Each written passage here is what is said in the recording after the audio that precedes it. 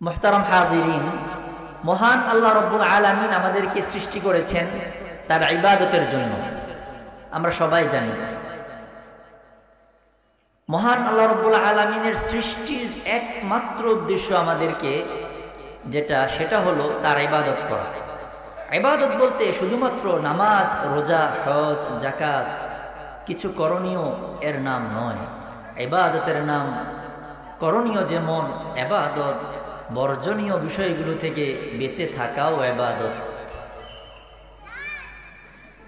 এই ইবাদতের নির্দেশ শুধুমাত্র মুয়াজ্জিন সাহেব আজান দিলে আমরা ৫ ওয়াক্ত নামাজ মসজিদে গিয়ে পড়ব এটার সাথে বিশেষায়িত এমন নয়। আমার আপনার জীবনের প্রত্যেকটা ক্ষেত্রে আপনি ইসলামকে ফলো করব, ইসলামের বিধিবিধানগুলো আমার জীবনের সর্বস্তরে বাস্তবায়ন করব, এটাই হলো ইবাদত। মুহতারাম হাজিরিন, এই যে আল্লাহ আমাদেরকে ইবাদতের জন্য সৃষ্টি করেছেন, তার দাসত্বের জন্য সৃষ্টি করেছেন, কিন্তু আমরা কি আল্লাহর পরিপূর্ণ দাসত্ব করতে পারি? পারি না। কখনো বা শয়তানের প্ররোচনায়, কখনো বা আমাদের নফসের ধোঁকায় আমরা পরাজিত হই। আমরা আমাদের মালিক আল্লাহকে অসন্তুষ্ট করে ফেলি।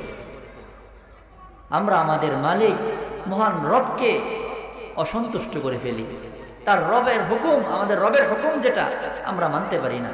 আমরা গুনাহে লিপ্ত হয়ে যাই। মুহতারাম হাজিরিন, আল্লাহ জানেন যে এই মানুষকে আমি সৃষ্টি করেছি আমার ইবাদতের জন্য। তারা তো ইবাদত করবে, তবে কখনো শয়তানের প্ররোচনায় পড়ে, নফসের ধোঁকায় পড়ে আমার নাফরমানিও করে ফেলবে। বান্দা তো আল্লাহ, আল্লাহ জানে তিনি আহকামুল হাকিমিন। তাই তিনি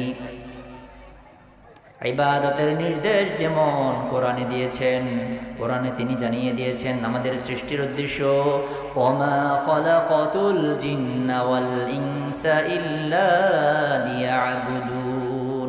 আল্লাহ বলেন, আমি মানুষ এবং জিনকে সৃষ্টি করেছি একমাত্র আমার ইবাদতের জন্য।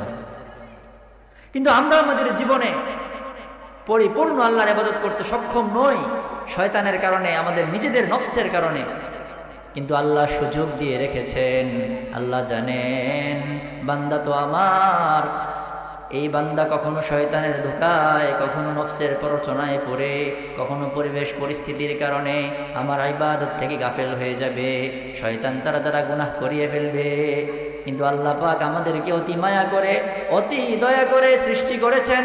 তাই তিনি আমাদেরকে ইবাদতের নির্দেশ দেওয়ার পাশাপাশি আমরা যেন তার কাছে ফিরে যাওয়ার সুযোগ রাখি, সেই সুযোগটাও তিনি রেখেছেন। সেই সুযোগ তিনি রেখেছেন তাওবার মাধ্যমে। আল্লাহ পাক কোরআনে নির্দেশ দিয়েছেন, হে মুমিনগণ, তোমরা আল্লাহর কাছে খাঁটি তওবা করো, তওবা করলে আপন করে নেবেন আল্লাহ। এখন একটা উদাহরণের মাধ্যমে বিষয়টা বুঝি। যদি কোনো সম্ভ্রান্ত কোনো লোক, কোনো মান্যগণ্য কোনো ব্যক্তি, অনেক টাকা পয়সার মালিক, অনেক ধন সম্পদের মালিক কোনো ব্যক্তি যদি তার গায়ে কোনো ময়লা লেগে যায়, সে যদি ময়লাটা ধুয়ে ফেলে, তাহলে কি আমরা কি তাকে আগের মতোই ভালো বলবো না? ভালো বলবো।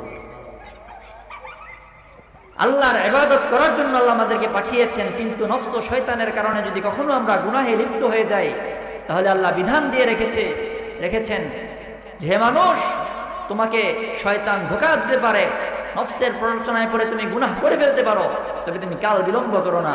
আমি সুযোগ রেখেছি, আসো আমি রবের দিকে তওবা করে আমার আপন হয়ে যাও। বলেন সুবহানাল্লাহ। মুহতারাম হাজিরিন,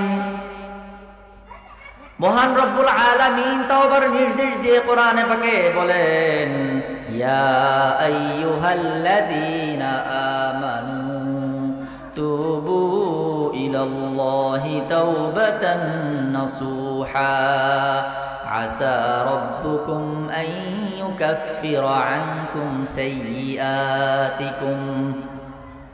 আল্লাহ বলেন, হে ঈমানদারেরা, হে ওই সকল লোক যারা তোমরা ঈমান এনেছো, তোমরা আল্লাহর কাছে খাঁটি তওবা করো। খাঁটি তওবার বদলতে আল্লাহ তোমাদের দরাজা গুনাহ হয়ে গিয়েছে।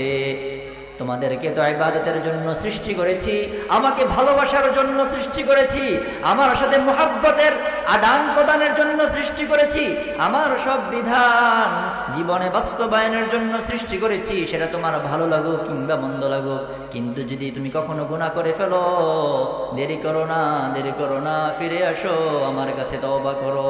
যদি তওবা করো, আসা রব্বুকুম আন ইউকাফিরা আনকুম সাইয়্যাতিকুম, তওবার বদলে আমি রব তোমাদের সব পাপসমূহকে ক্ষমা করে দিব। বলেন সুবহানাল্লাহ।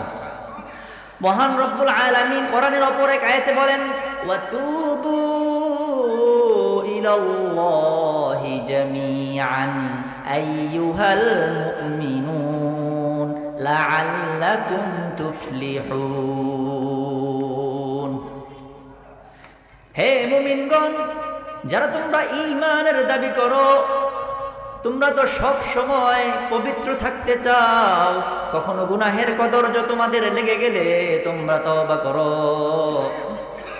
আল্লাহ বলছেন আয়াতের শেষাংশে, লাআল্লাকুম তুফলিহুন, যদি তোমরা তওবা করো তাহলে তোমরা সফল কাম হবে।